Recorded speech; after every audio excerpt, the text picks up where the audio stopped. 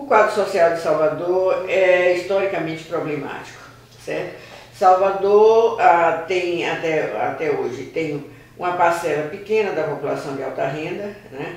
Tem camadas médias mais restritas do que outras capitais brasileiras e tem uma grande parcela de população que vive em condições precárias, em condições de pobreza, até de indigência.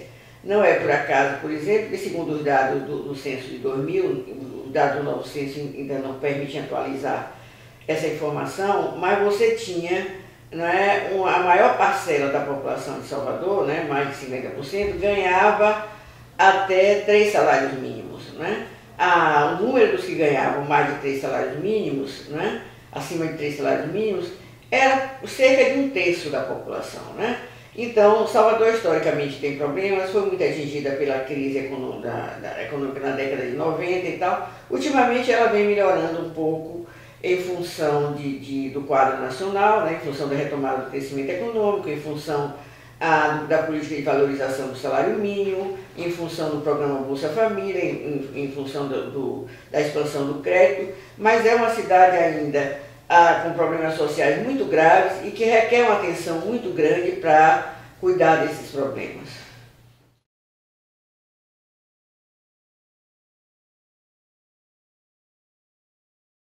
A desigualdade é muito grande, né? A desigualdade, você tem os 20% da população mais pobre, né? Se apropriando de uma parcela ínfima da renda da cidade, isso é um dado ainda de 2000, porque não existe outro mais recente, né? E você tem praticamente os mais ricos se apropriando de 70%, tinha na década de 70%, da renda total, certo? Então a cidade é muito desigual. E essa desigualdade é muito agravada pelas desigualdades urbanas, certo? Salvador, você pode dizer que as desigualdades urbanas são tão grandes que você pode considerar que Salvador contém 3 cidades. Salvador é uma junção de 3 cidades. Uma é aquilo que a gente chama a cidade tradicional, que é composta pelo centro, bairros adjacentes, enfim, por áreas como Largo 2 de Julho, Barris, Tororó, Nazaré, né, o centro tradicional. Né? Essa é uma área que tem uma boa infraestrutura, tem uma certa dotação de serviços, mas é uma área que vem enfrentando um processo de decadência preocupante, inclusive porque atinge uma parte dos monumentos históricos e do rico patrimônio histórico de Salvador.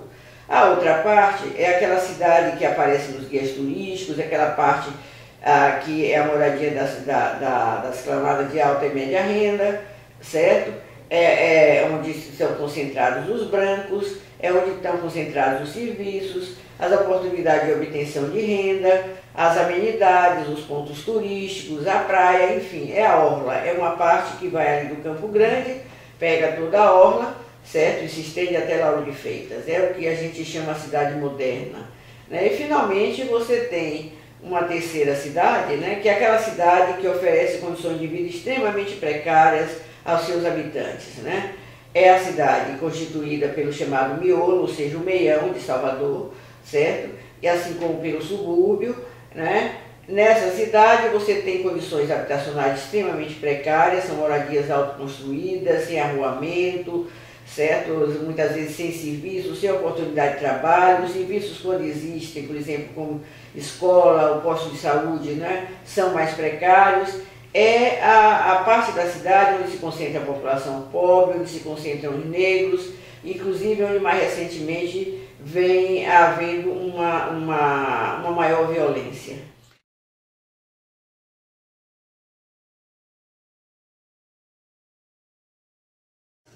Bem, claro que a violência não é um problema só de Salvador. A violência é um problema nacional brasileiro, certo?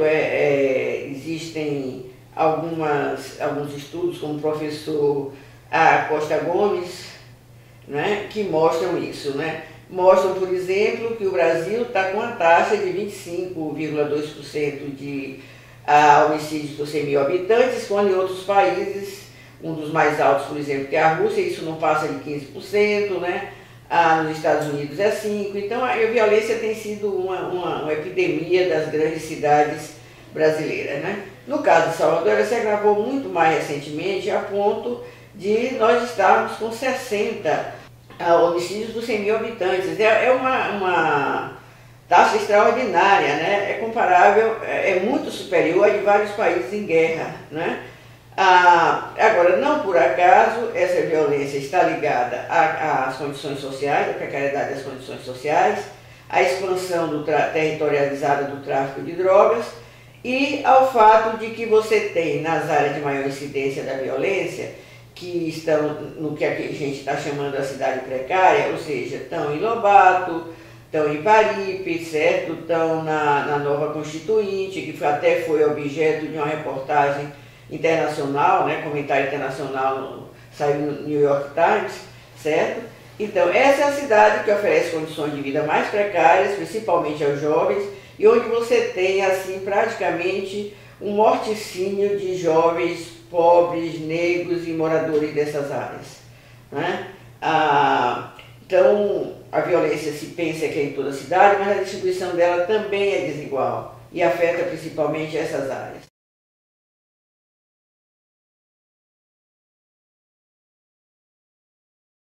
Olha, a primeira coisa é que ele trabalhe pela cidade, certo? Que ele faça uma gestão muito diferenciada do que nós estamos vendo agora, né? Que a gente vê a cidade praticamente abandonada, né? Entregue aos interesses imobiliários, certo?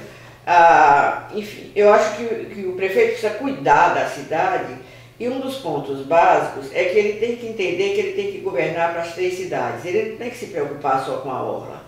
Certo? Ele não tem que trabalhar da paralela para o mar, né? Ele tem que cuidar da cidade moderna, ele tem que cuidar da cidade tradicional e ele tem que cuidar principalmente da cidade precária. E aí há várias coisas que podem ser feitas e que devem ser feitas e que precisam ser feitas, apesar das limitações que a prefeitura tem.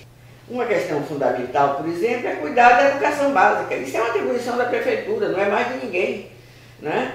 A educação básica está extremamente precária, as escolas são precaríssimas e a qualidade do ensino nem está ainda em discussão. Então é preciso investir na educação, é preciso investir na melhoria das condições de vida, das condições da qualidade da escola, considerando inclusive que Salvador tem uma taxa de atraso escolar extremamente alta. 41,1% dos alunos chegam às séries finais do ensino fundamental e estão atrasados. Isso termina levando ao abandono da escola, o abandono da escola termina levando à precariedade das condições de vida, enfim, é fundamental investir no ensino,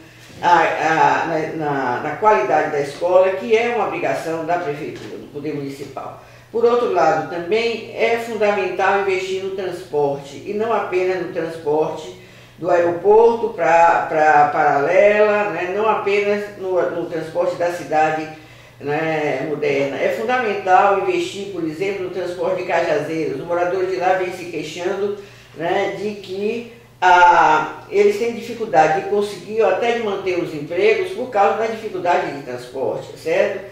É fundamental também ter uma atuação específica junto aos jovens dessas áreas, né? É fundamental investir no esporte, é fundamental valorizar as atividades culturais. Um exemplo desse tipo de trabalho era o Cidade Mãe, que, aliás, foi uma das poucas realizações, né, se a gente quiser, dessa prefeitura, foi destruir praticamente o Cidade Mãe, que está sem condições de funcionamento, certo?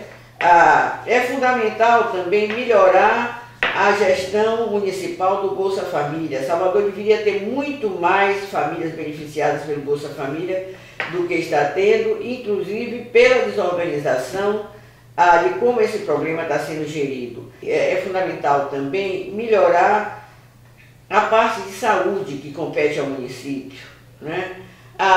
O programa, por exemplo, de saúde na família, aqui não vem funcionando bem. Enfim, eu diria que, e todo mundo acho que vai concordar, que o fundamental é que a gente tenha um prefeito que se preocupe com a cidade e com seus cidadãos. E isso, infelizmente, a gente não vem tendo.